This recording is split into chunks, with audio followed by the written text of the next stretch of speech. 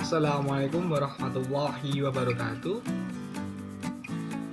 Sebelumnya, di sini kami dari kelompok 3 yang akan menjelaskan tentang hasil diskusi kami tentang materi yaitu epistemologi dalam pengembangan pendidikan Islam. Sebelumnya, saya akan membacakan anggota dari kelompok 3. Yang pertama yaitu saya sendiri, nama Muhammad Khairuddin, NIM 203111184, dan nama saya Biladatul Fauziah, NIM 203111183, dan nama saya Nina Nadia, NIM 203111182. Setelah pengenalan dari kelompok kami, saya akan membacakan materi dari slide pertama, yaitu pengertian epistemologi. Epistemologi berasal dari bahasa Yunani, yaitu episteme, yang berarti pengetahuan atau ilmu pengetahuan, dan logos yang berarti pengetahuan atau informasi. Jadi, epistemologi dikatakan sebagai pengetahuan tentang pengetahuan atau teori pengetahuan. Menurut para ahli, yang pertama yaitu Dagobert Duruns, dia menyatakan bahwa epistemologi adalah cabang filsafat yang membahas sumber, struktur, metode, dan validitas pengetahuan. Menurut Azumardi Azra menambahkan bahwa epistemologi sebagai ilmu yang membahas tentang keaslian, pengertian, struktur, metode, dan validitas ilmu pengetahuan. Slide yang kedua, metode epistemologi. Menurut filsuf Arab Maghribi dan Muhammad Abid Al-Jabiri mengemukakan 3 pendekatan atau metode dalam epistemologi.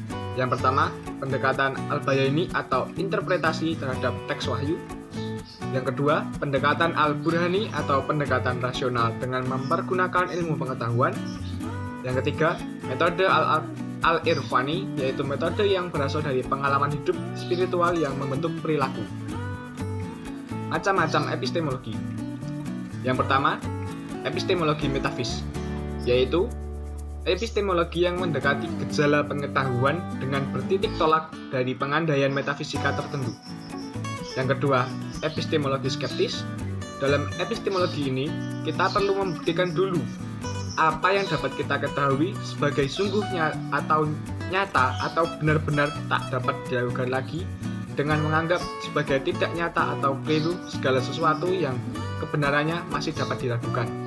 Yang ketiga, epistemologi kritis, yaitu epistemologi ini tidak memprioritaskan metafisika atau epistemologi tertentu, melainkan berangkat dari asumsi, prosedur, dan kesimpulan, pemikiran akal sehat ataupun asumsi, prosedur, dan kesimpulan, pemikiran ilmiah sebagaimana kita temukan dalam kehidupan.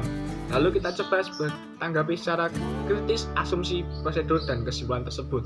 Selanjutnya, di sini saya akan menjelaskan tentang jenis-jenis pengetahuan. Yang pertama, pengetahuan langsung.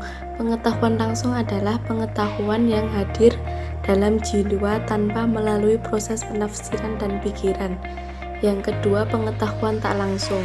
Pengetahuan tak langsung adalah hasil dari pengaruh interpretasi dan proses berpikir serta pengalaman-pengalaman yang lalu. Yang ketiga, pengetahuan indrawi. Pengetahuan indrawi adalah sesuatu yang dicapai dan diraih melalui indera-indera lahiriah. Sebagai contoh, kita menyaksikan suatu pohon, batu, atau kursi, dan objek-objek ini yang masuk ke alam pikiran melalui indera penglihatan akan membentuk pengetahuan kita. Yang keempat, pengetahuan konseptual. Pengetahuan konseptual juga tidak terpisah dari pengetahuan indrawi. Pikiran manusia secara langsung tidak dapat membentuk suatu konsepsi-konsepsi tentang objek-objek dan perkara-perkara eksternal tanpa berhubungan dengan alam eksternal. Yang kelima, pengetahuan partikular. Pengetahuan partikular adalah pengetahuan yang berkaitan dengan suatu individu, objek-objek tertentu, atau realitas-realitas khusus. Misalnya, ketika kita membicarakan suatu kitab atau individu tertentu, maka hal ini berhubungan dengan pengetahuan partikular itu sendiri. Yang keenam, pengetahuan universal.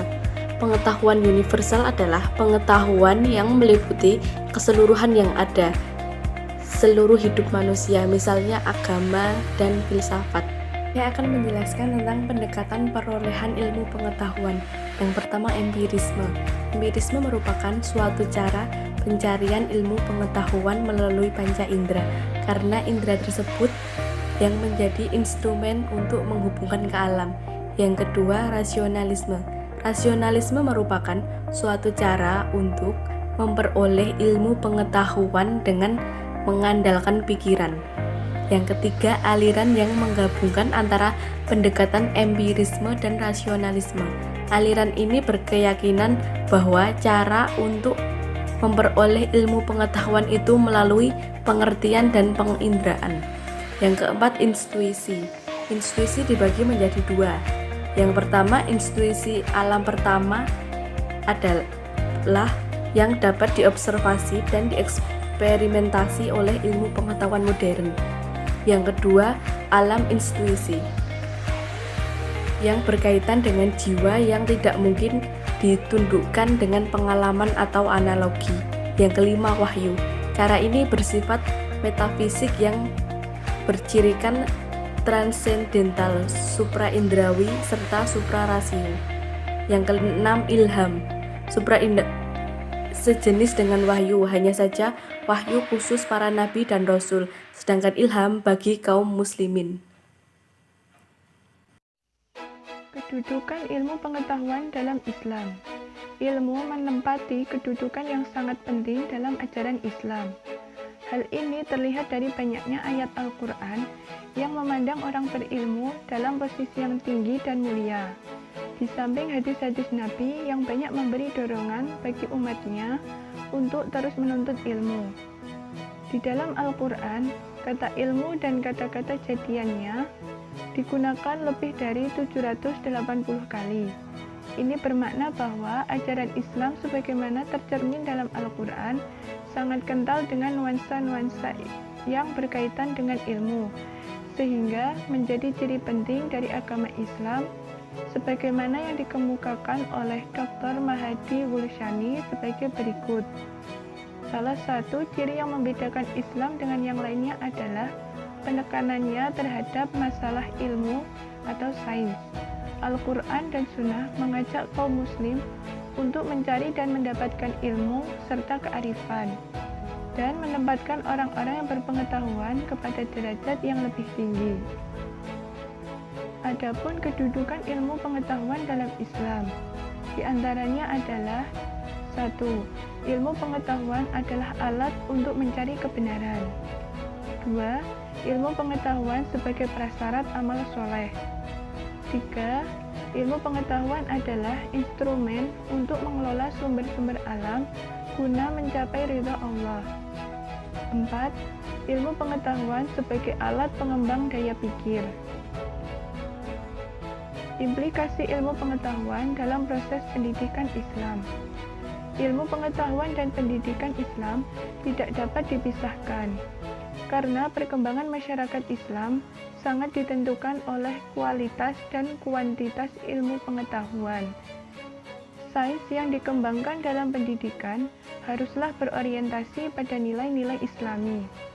Dengan potensi akal, manusia dapat mencari kebenaran, walaupun akal bukan satu-satunya sumber kebenaran. Kebenaran sebenarnya dapat dicapai melalui pendekatan ilmiah dan filosofis. Sebagai pemandu kebenaran tersebut, dibutuhkanlah wahyu yang sebelumnya harus dipercayai sebagai sumber kebenaran dari Tuhan. Antara akal dan wahyu yang merupakan sumber ilmu pengetahuan satu sama lainnya saling berkaitan erat dan tidak akan mungkin terjadi antitesis. Akal dengan kekuatannya mampu menguak ilmu pengetahuan yang rasional, sedangkan wahyu melengkapinya dengan objek yang tidak hanya rasional, tetapi suprarasional. Dengan demikian, sumber ilmu pengetahuan yang dikembangkan dalam pendidikan Islam memiliki dua jalur, yaitu jalur wahyu ilahi dan jalur karya ilahi, yang keduanya saling menjelaskan dan menafsirkan. Ya, Sekian dari kelompok kami yang dapat kami sampaikan dari hasil diskusi kami. Bila ada kurangnya itu datang dari kami, bila ada lebihnya itu bisa jadi tambahan pembelajaran untuk teman-teman. Akhir kata, wallahumma fiq, itulah aku amit. Assalamualaikum warahmatullahi wabarakatuh.